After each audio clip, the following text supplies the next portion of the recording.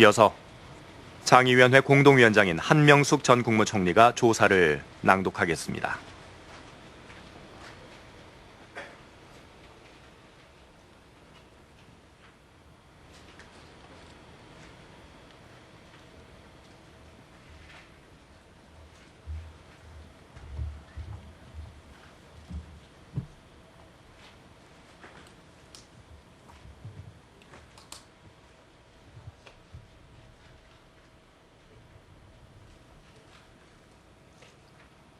조사.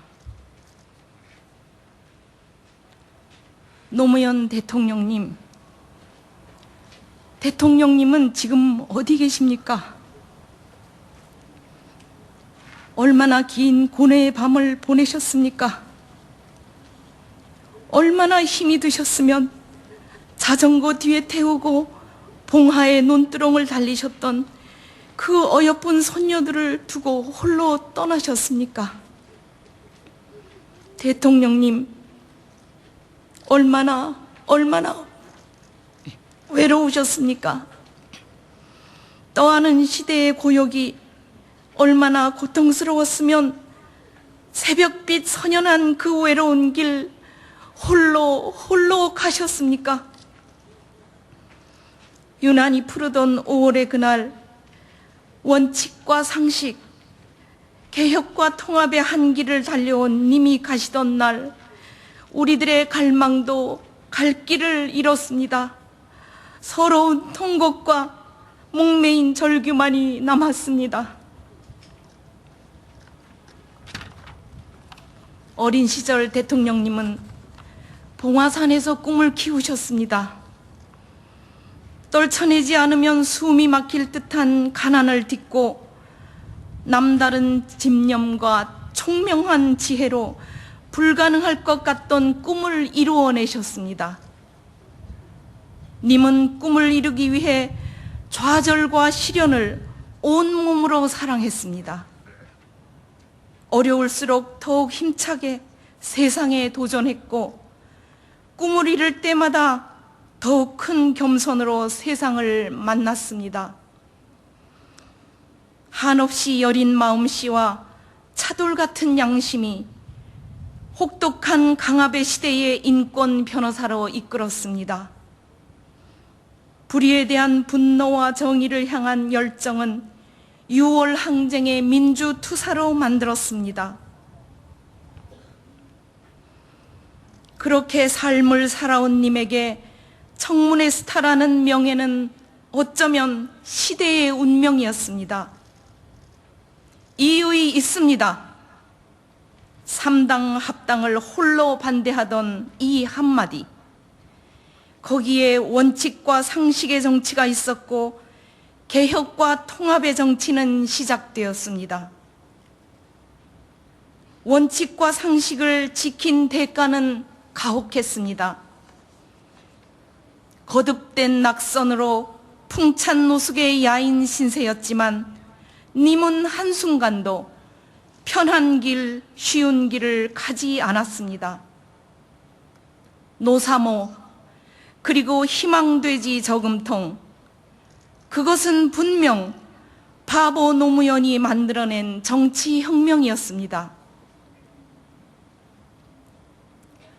노무현 대통령님, 님은 언제나 시대를 한 발이 아닌 두세 발을 앞서가셨습니다. 그러나 우리가 사는 세상은 너무나 험악할 뿐이었습니다. 수많은 왜곡과 음해들도 마다하지 않았습니다. 어렵다고 돌아가지 않았고 급하다고 건너뛰지 않았습니다. 항상 멀리 보며 묵묵하게 역사의 길을 가셨습니다. 반칙과 특권에 젖은 이 땅의 권력 문화를 바꾸기 위해 스스로 권력을 내려놓으셨습니다. 화해와 통합의 미래를 위해 국가 공권력으로 희생된 국민들의 한을 풀고 역사 앞에 사과하는데 주저하지 않았습니다. 님이 대통령으로 계시는 동안 대한민국에선 분명 국민이 대통령이었습니다. 동반성장, 지방분권, 균형발전 정책으로 더불어 잘 사는 따뜻한 사회라는 큰 꿈의 씨앗들을 뿌려놓았습니다. 흔들림 없는 경제정책으로 주가 2천, 외환보유고 2,500억 달러, 무역 6천억 달러, 국민소득 2만 달러 시대를 열었습니다. 군사분계선을 걸어서 넘어 한반도 평화를 한 차원 높였고 균형 외교로 유엔 사무총장을 배출해냈습니다. 컴퓨터를 자유자재로 쓰는 세계 첫 대통령으로 이 나라를 인터넷 강국, 지식정보화 시대의 세계 속 리더 국가로 자리 잡게 했습니다. 이 땅의 창의와 표현, 상상력의 지평이 새롭게 열리고 아시아는 물론 아프리카까지 한류가 넘치는 문화 르네상스 시대를 열었습니다. 대통령이 떠난 지금에 와서야 님이 재임했던 5년을 돌아보는 것이 왜 이리도 새삼 행복한 것일까요? 15달 전에 청와대를 떠난 님은 작지만 새로운 꿈을 꾸셨습니다.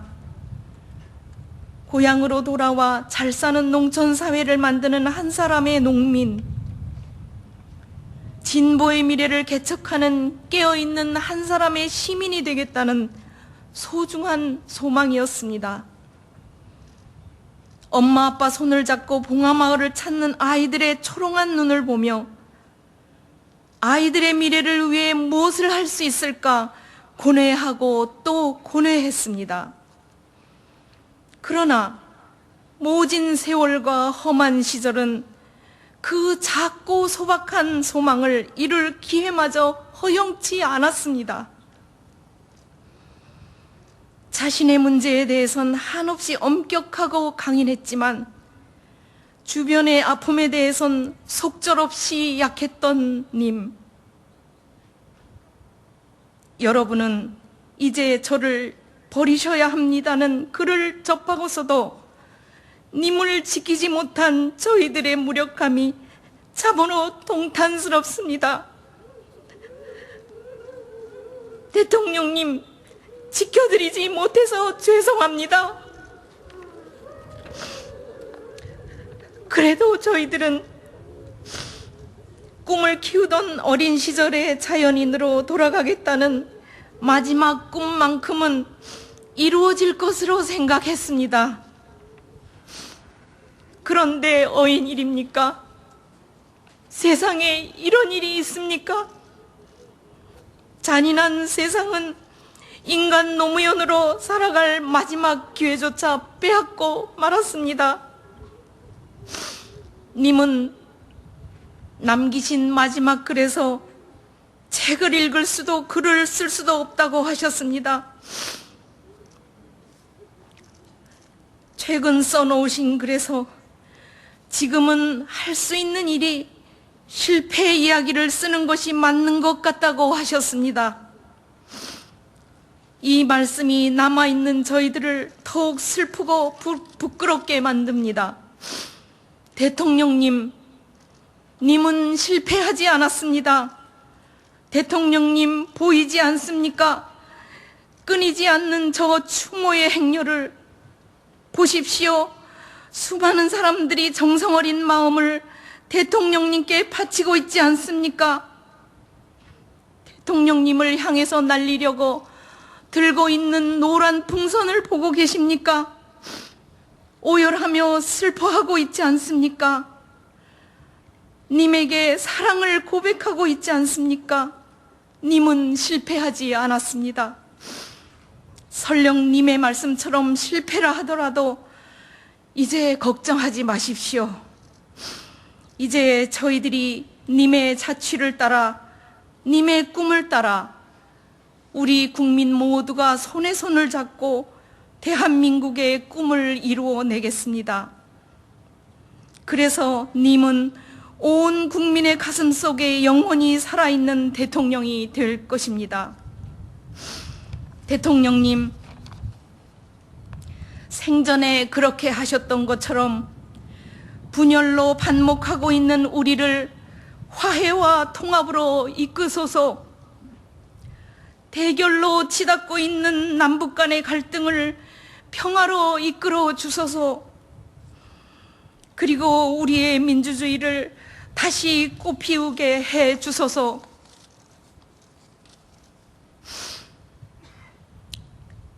이제 우리는 대통령님을 떠나보냅니다. 대통령님이 언젠가 말씀하셨듯이 다음 세상에서는 부디 대통령 하지 마십시오.